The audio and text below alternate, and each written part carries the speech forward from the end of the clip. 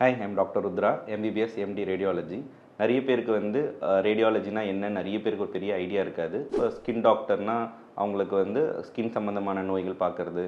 இப்போ கைனகாலஜிஸ்ட்னால் வந்து மகப்பேறு மருத்துவம்னு தெரியும். பட் ரேடியாலஜியை பொறுத்த வரைக்கும் சிம்பிளாக எல்லாருக்கும் புரிகிற மாதிரி சொல்லணும்னா படம் பார்த்து கதை சொல். இப்போ சப்போஸ் வந்து உங்களுக்கு ரொம்ப நாளாக ஒரு தீராத தலைவலி இருக்குது, நீங்கள் எவ்வளோ ட்ரீட்மெண்ட் எடுத்திருக்கீங்க, அதுக்கான காசு என்னன்னு உங்களால் கண்டுபிடிக்காத போது நாங்கள் ஒரு எம்ஆர்ஐ பிரெயினோ இல்லை சிடி பிரெயினோ எடுக்கும் போது உங்களுக்கு அந்த உங்களோட பிரெயினோட கிளியர் ஸ்ட்ரக்சர்ஸ் அதான் ஃபுல்லாக உங்களோட இன்டர்னலாக நம்ம பார்த்து அதுக்கான என்ன பிரச்சனைன்னு அதை ரிப்போர்ட் மூலமாக கொடுத்து அதுக்கான தீர்வு காண்றதா எங்களோட மெயின் வேலை. இப்போ ஸ்கேனுக்கு வராங்க, இதை வந்து வெறும் சிடி ஸ்கேன் மட்டும் கிடையாது, நாங்கள் சிடி ஸ்கேன் மூலமாகவும் எம்ஆர்ஐ மூலமாகவும் லைக் அல்ட்ராசவுண்ட் மூலமாகவும் பெட் ஸ்கேன் மூலமாகவும் அதே மாதிரி எக்ஸ்ரேஸ் மூலமாகவும் உங்களோட எலும்புகள் எப்படி இருக்குது, உங்களோட இன்டர்னலாக உங்களோட கல்லீரல் எப்படி இருக்குது, கிட்னி சிறுநீரகம் எப்படி இருக்குது, அதுக்கப்புறம் உங்களோட கர்ப்பப்பை எப்படி இருக்குது.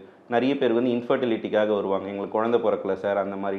அப்போது அவங்களோட கர்ப்பப்பையில் எதனா பிரச்சனை இருக்கா, இந்த மாதிரி பொதுவாக எல்லாத்தையும் நாங்கள் வந்து வெளி தோற்றத்துலேருந்து பார்க்காம உள்புறமாக உங்கள் உள்புறமாக அதை பார்த்து அதுக்கான பிரச்சனைக்கு தீர்வு காண்றது தான் எங்களோட மெயினான ரேடியாலஜிஸ்டோட ஒர்க்கு. இப்போ நிறைய பேர் வந்து ஸ்கேன் அப்படின்னாலே பொதுவாக வந்து ஒரு அல்ட்ராசவுண்டு சிடி ஸ்கேனுன்ற மாதிரி தான் தெரியும். பட் ஆனால் ரேடியாலஜியை பொறுத்த வரைக்கும் அது மிகப்பெரிய ஒரு பிரான்ச். அதில் வந்து நிறைய விதமான ஸ்கேன்ஸ் இருக்குது.